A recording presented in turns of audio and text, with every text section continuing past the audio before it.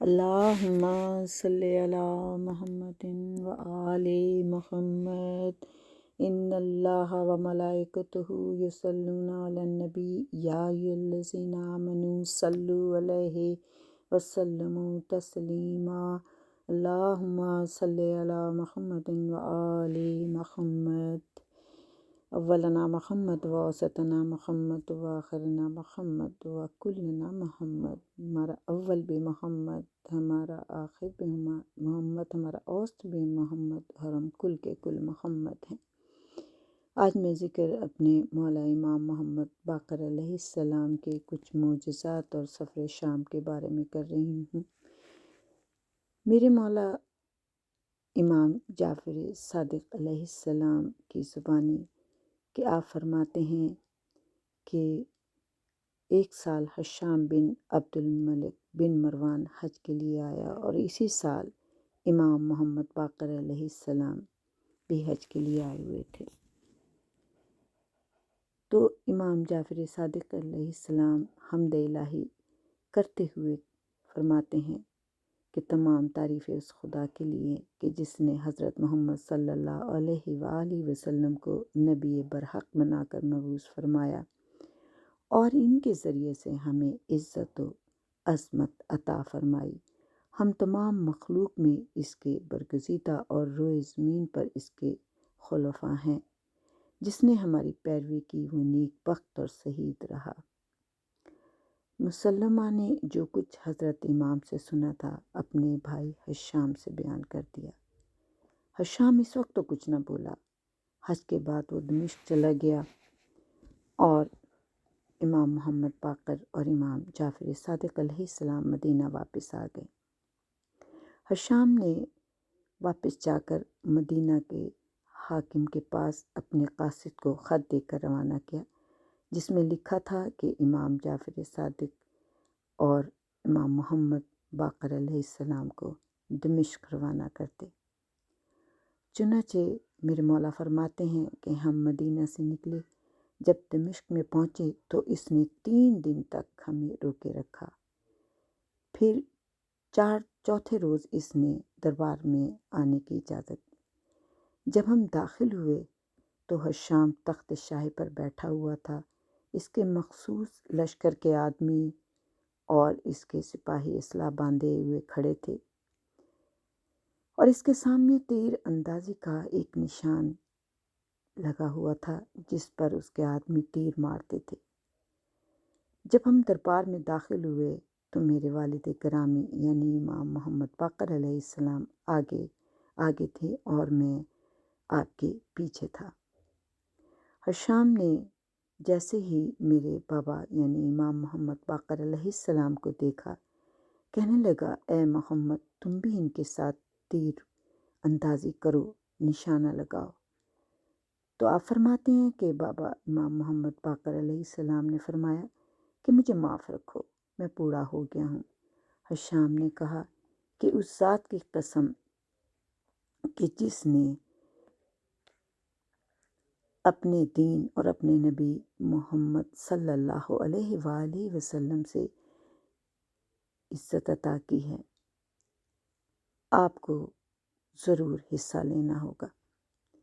اور اس کے بعد اس نے ایک بوڑھے کی طرف اشارہ کیا اور کہا کہ آپ کو اپنی کمان دے۔ میرے بابا نے یعنی امام محمد باقر علیہ السلام نے تیر کو لیا، اسے کمان کے بیچ میں رکھا اور پھر اسے کھینچا اور نشان کے درمیان میں تیر کو پیوست کر دیا۔ ہشام یہ دیکھ رہا تھا، پھر دوسرا تیر اٹھایا اور اسی طرح تیر مارا جو پہلے تیر کے پیکان پر بیٹھا، یہاں تک کہ پے در پے آپ نے 9 تیر چلائے کہ ایک تیر دوسرے کے پیکان میں بیٹھتا تھا۔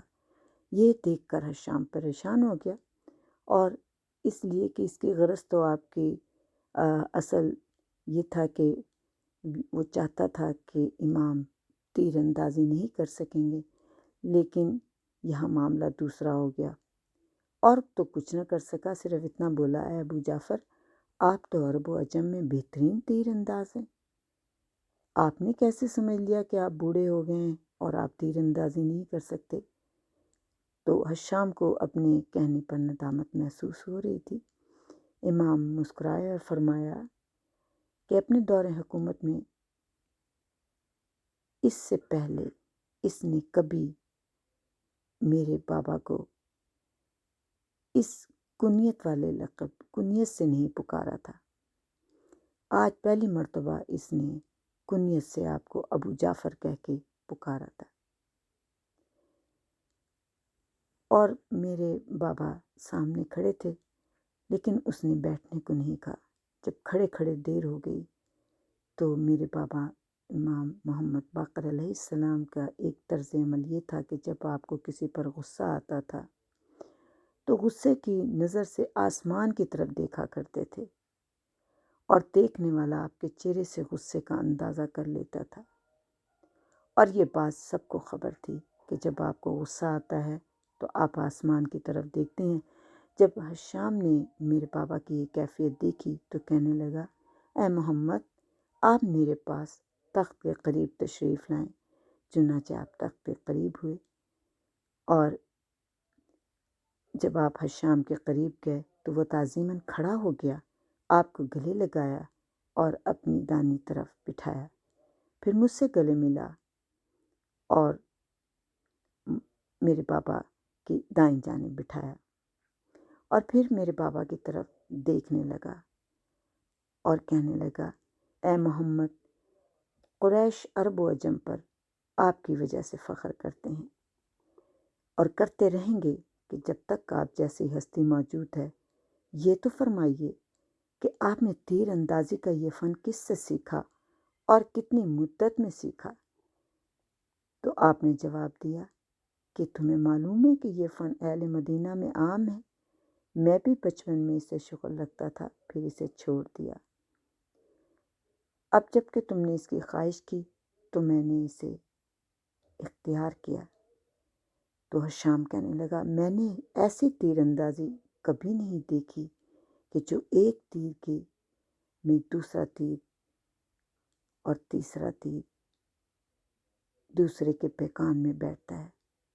میں پریشان ہو گیا اور میں نہیں جانتا کہ آپ نے کب سے یہ تیر اندازی سیکھی اور کیسے۔ میں یہ جانتا ہوں اب کہ روئے زمین پر آپ کی طرح کوئی تیر انداز نہ ہوگا۔ کیا آپ کی طرح آپ کے فرزند جعفر بھی تیر اندازی کرتے ہیں؟ سو حضرت نے فرمایا کہ ہم تو کمالات کے وارث ہیں۔ خداوند عالم نے یہ آیت مبارکہ اپنے نبی صلی اللہ علیہ وآلہ وسلم پر نازل فرمائی کہ جس میں یہ ارشاد ہوا ہے کہ الیوم اکملت لکم دینکم واتممت علیکم نعمتی ورضیت لکم الاسلام دینا۔ سورۃ مائدہ آیت نمبر 3۔ آج میں نے تمہارے لیے دین کو کامل کر دیا اور تم پر اپنی نعمتوں کو پورا کر دیا، اور تمہارے لیے دین اسلام کو پسند کیا، اور زمین اس ہستی سے خالی نہیں رہتی جو ان امور کی تکمیل کرے جن سے ہمارے علاوہ ہر آدمی قاصر رہتا ہے۔ اور میرے مولا امام جعفر صادق فرماتے ہیں کہ جب میرے بابا یہ بات کر رہے تھے تو حشام کی آنکھیں سرخ ہو گئیں اور چہرہ تمتما گیا، اور یہ اس کے غصے کی علامت تھی۔ اور اس کے بعد وہ کچھ دیر خاموش بیٹھا رہا، پھر سر کو اٹھا کر بولا، آپ کی جو حاجت تو فرمائیں۔ تو میرے بابا نے فرمایا کہ میرے پیچھے میرے اہل خانہ یہاں آنے سے خوفزدہ ہیں، لہٰذا واپسی کی اجازت دی جائے۔ تو حشام کہنے لگا کہ خدا ان کی طرف آپ کی واپسی سے ان کی پریشانی کو دور کرے، آپ زیادہ دیر نہ ٹھہریں اور آج ہی تشریف لے جائیں۔ اللہم صلی علی محمد و آل محمد وعجل فرجہم اجمعین۔